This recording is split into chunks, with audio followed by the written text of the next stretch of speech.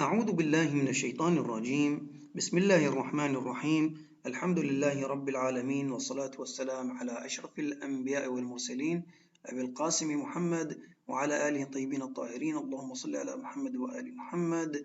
أحبتي المتابعين الكرام أينما كنتم، السلام عليكم ورحمة الله تعالى وبركاته. لازلنا متواصلين ودروس أحكام التلاوة والتجويد. إن شاء الله درسنا لهذا اليوم درس الألفات السبعة، هذا الدرس هو درس إن شاء الله مبسط وسلس، وإن شاء الله قدر الإمكان أبسطه أكثر وأكثر. نعم، الألفات السبعة. شنو هذه الألفات السبعة؟ نريد نتعرف عليهن وشون نتعامل وياهن ووين مكانهن بالضبط. هي 7 ألفات في 7 كلمات على رواية حفص عن عاصم، يعني هذه خاصة حفص عن عاصم. شبين هذه 7 ألفات؟ تثبت وقفا وتحذف وصلا. شوف شلون بالوقف لما أتوقف تثبت لفظا، أما بالوصل تحذف لفظا، أما هي رسما ثابتة.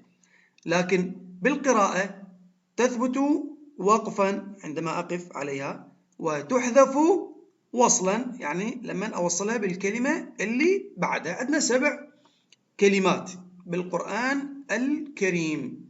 هسه راح ناخذن وحدة وحدة. أولا كلمة أنا، طبعا هذه مكررة كثيرا، يعني حتى أنا ما مخلي لكم رقم آية. ليش؟ لأنه مكررة كثيرا في القرآن الكريم.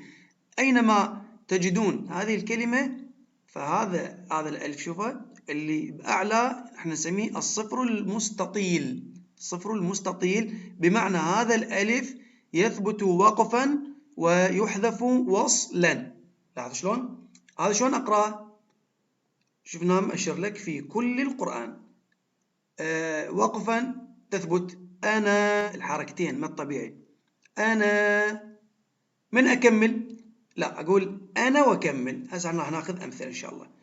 2 لكن، ها شنو؟ وقفا. بالوصل لكن وأكمل. هذه الكلمة وين؟ في سورة الكهف الآية 38، يعني حفظوهن في سورة الكهف الآية 38. هذه كلمة لكن، هاي 2 عندنا. نعم أحبتي المتابعين المشاهدين الكرام، فضلا وليس أمرا أتشرف باشتراككم في قنواتنا اليوتيوب والتليجرام والفيسبوك، وشاركونا بأجر وثواب نشر علوم القرآن إن شاء الله. نعم، الكلمة الثالثة هي في سورة الأحزاب الآية 10. طبعا سورة الأحزاب هي 3 كلمات. 10 الآية 10 شو تقول؟ الظنون وقفا. آية 66 نفس السورة هي الأحزاب، الرسول وقفا. آية 67 أيضا من سورة الأحزاب، السبيل. لاحظ شلون؟ احنا راح ناخذ يعني قراءة هسه راح ناخذ، أنا ما راح أريد أطول، بس أوصل لكم فكرة عن الكلمات ال7 ووين مكانن بالقرآن. نعم، السادسة والسابعة شوية بهن، يعني يحتاجون التركيز. السادسة هي في سورة الإنسان، والسابعة أيضا في سورة الإنسان. الأولى سلاسل في سورة الإنسان الآية 4. خلي أول مرة نجي نقرأ الملاحظة. شوف احنا علم من نسولف على سلاسل. ويصح فيها أيضا حذف ألفها وقفا. احنا ايش قلنا بالألفات ال7؟ تثبت وقفا وتحذف وصلا. هنا شوية اختلفت عند القاعدة، اختلفت القاعدة. هنا يجوز إثباتها يجوز إثباتها وقفا، نعم، وحذفها. يعني بالوقف يجوز تثبت ويجوز تحذف. يعني نقدر نقول سلاسل ونقدر نقول سلاسل. هسه احنا راح نوضحها أكثر. وحيث إنه لا يمكن ضبط حرف بضبطين في آن واحد، فقد وضع علماء الضبط على ألفها السكون المدور علامة على حذف ألفها وصلا ووقفا. هسه راح نرجع لها إن شاء الله ونفصلها تفصيل.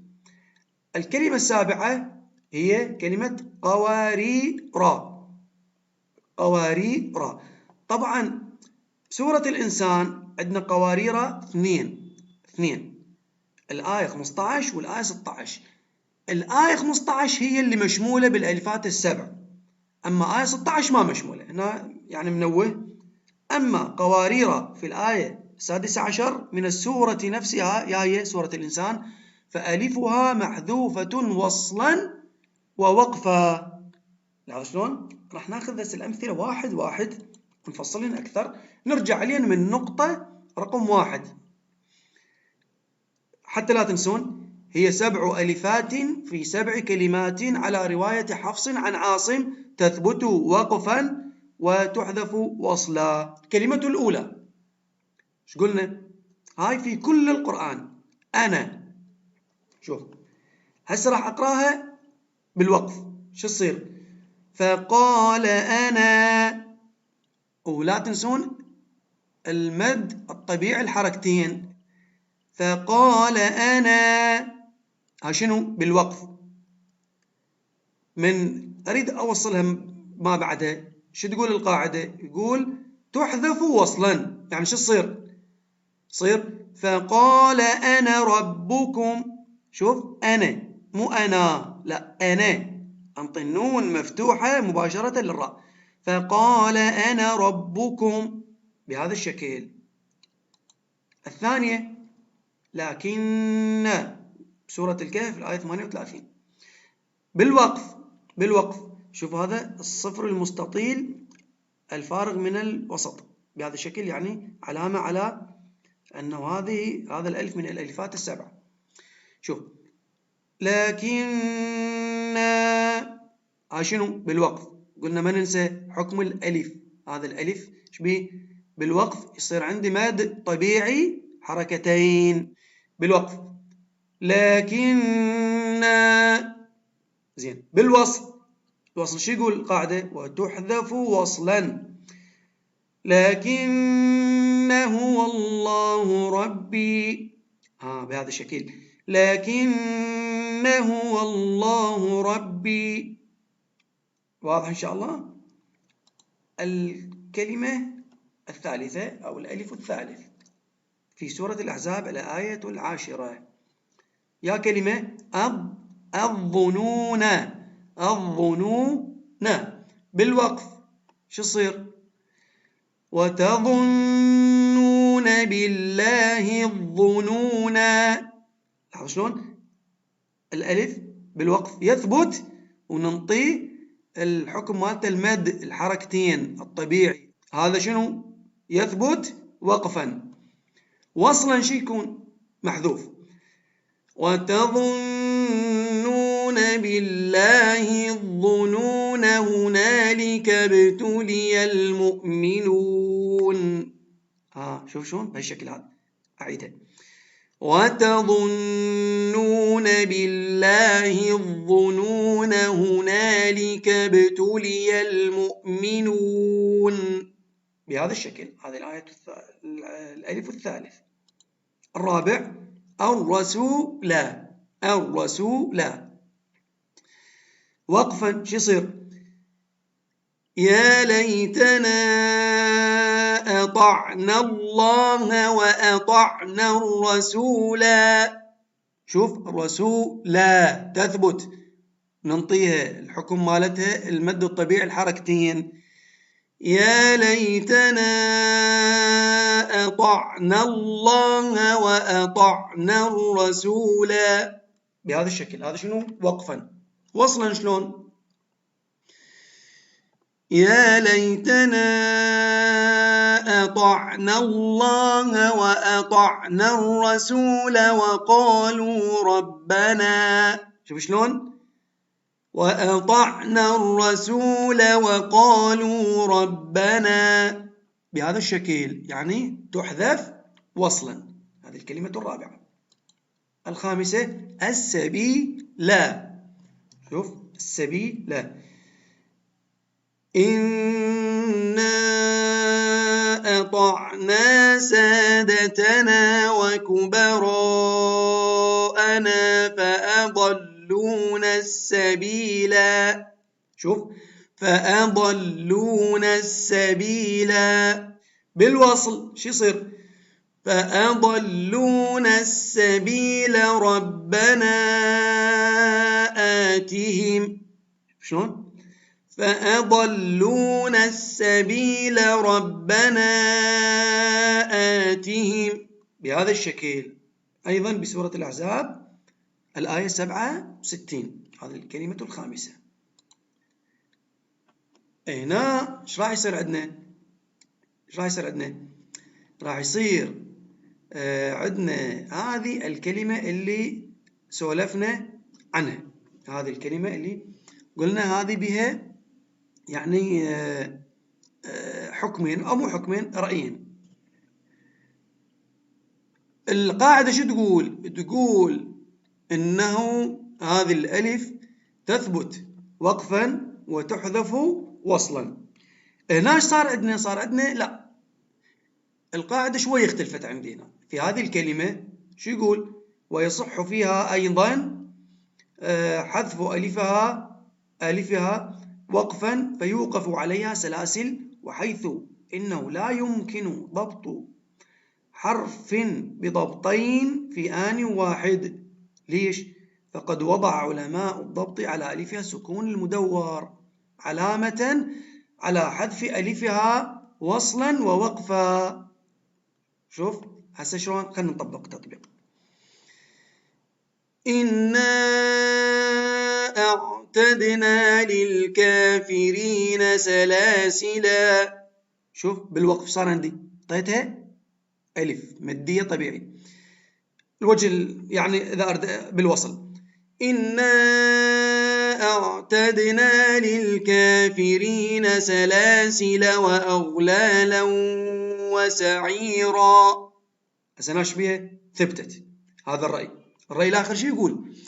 إنا أعتدنا للكافرين سلاسل. شوف سلاسل هنا حذف الألف، يعني هذه كلمة. شوف سورة الإنسان الآية الرابعة يعني تقرأ سلاسل بالوقف وتقرأ سلاسل بالوقف. هنا يسأل سائل أو يستشكل، يعني يقول أستاذ هذه العلامة اللي موجودة بالأعلى احنا تعودنا إنه الصفر المستطيل هو علامة على الألف، يعني من الألفات السبع، وتعودنا في ضبط المصحف على هذه العلامة الصفر المدور وليس المستطيل. هذا على أنه علامة حذف الحرف وصلا ووقفا.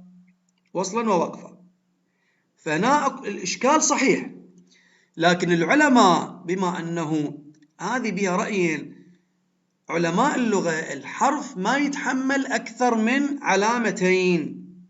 يعني مثلا هذا السين ما أقدر أخلي له فتحة وضمة مثلا في آن واحد، أو فتحة وكسرة في آن واحد، أو فتحة وسكون في آن واحد، ما يصير. الحرف يتحمل حركة وعلامة واحدة، لاحظوا شلون؟ فهنا ما يقدرون يخلون مثل صفر مستطيل وصفر مدور على الحرف، ما يصير لأنها تخالف القاعدة. فش اختاروا العلماء اللغة أنه يضعون الصفر المدور على هذا الحرف، لكن ينوهون على أنه يقرأ برأيين: الأول الحذف وقفا، والثاني الإثبات وقفا. بهذا الشكل. يعني هذا جواب أنه إذا أي طالب يريد يسأل على هذا الصفر المدور بهذا الشكل، يعني القاعدة هنا شوية خالفت، مثل يعني خالفت المتعارف. فايش نقرأها نعيدها. راح نعيدها أول شي وقفا بالرأيين وبعدين وصلا. إنا أعتدنا للكافرين سلاسلا، هذا الرأي الأول. إنا أعتدنا للكافرين سلاسل، هذا الرأي الثاني، هذا بالوقف. بالوصل إنا أعتدنا للكافرين سلاسل وأغلالا وسعيرا، هذا كل ما موجود في هذه الكلمة. السابع والأخير هي كلمة قواريرا. قواريرا سورة الإنسان الآية 15 الآية 15. قلنا بسورة الإنسان عندنا 2 قواريرا، 2، لكن وحدة للألفات السبع، وحدة لا، ما تعتبر من الألفات السبع، يعني هذا إشكال. لاحظ شلون؟ الأولى قواريرا، شوف راح نقراها اللي هي نهاية آية 15، نهاية آية 15. ويطاف عليهم بآنية من فضة وأكواب كانت قواريرا. شوف قواريرا يعني شبيها ثبتت بالوقف، هنا ثبتت وقفا. وصلا ويطاف عليهم بآنية من فضة وأكواب كانت قوارير من فضة. شوف قوارير من فضة بهذا الشكل.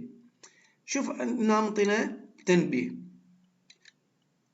قوارير هاي الثانية، هاي الثانية مو الأولى، الأولى بآية 15، الثانية بآية 16 من السورة نفسها، فألفها محذوفة وصلا ووقفا. شوف هسه العلامة اختلفت عندي، هنا صفر مستطيل، هنا صفر مدور. هذه وقفا ووصلا محذوفة، هي قوارير الثانية. الأولى تثبت وقفا وتحذف وصلا بهذا الشكل. شوف راح أقرأ لك. ويطاف عليهم بآنية من فضة وأكواب كانت قوارير. شوف حذفت. وأكواب كانت قوارير من فضة. شوف بالحالتين هي قوارير بالوقف، يعني توقف على ساكن، الراء يسكن، تصير قوارير بهذا الشكل. بالوصل قوارير، يعني هذا الألف محذوف وصلا وقفا. إذا إجاك سؤال، يعني جاكم سؤال أحبتي، إجاكم السؤال، شنو صيغة السؤال؟ بلغز. شلون؟ السائل يسأل الطالب يقول له كلمة قوارير شلون نقراها وصلا ووقفا؟ قوارير بالوقف شلون نقراها؟ أول مرة يسأل بالوقف، أنت هنا شو تسأله؟ شو تجاوبه؟ تقول له قوارير الأولى لو الثانية حتى تعرف تجاوب، لأنه قلنا بلغز. شوف قال لك قوارير بالوقف بسورة الإنسان شلون أقراها؟ شو تقول له؟ تقول له قوارير الأولى لو الثانية. إذا الأولى وقفا تثبت الألف يعني تصير قوارير، وإذا قصدك على الثانية الألف محذوفة وصلا ووقفا، يعني هاي يكون تنتبهون إلها. لاحظ شلون؟ يعني تقريبا هذا كل ما موجود. هنا منطينا فائدة للدلالة على حذف الألف وصلا وثبوتها وقفا، فقد وضع علماء الضبط فوقها دائرة مستطيلة شبيها مفرغة الوسط، هكذا. شوف هاي المستطيلة بهذا الشكل، بهذا الشكل. قلنا ما عدا سبيل، يعني هاي لها حكم خاص بها. هذا كل ما موجود بدرس الألفات السبع. والحمد لله رب العالمين، والصلاة والسلام على أشرف الأنبياء والمرسلين أبي القاسم محمد وعلى آله الطيبين الطاهرين، والحمد لله رب العالمين. خادم القرآن وخادمكم سالم القريشي، لا تنسوني ووالدي من صالح دعائكم.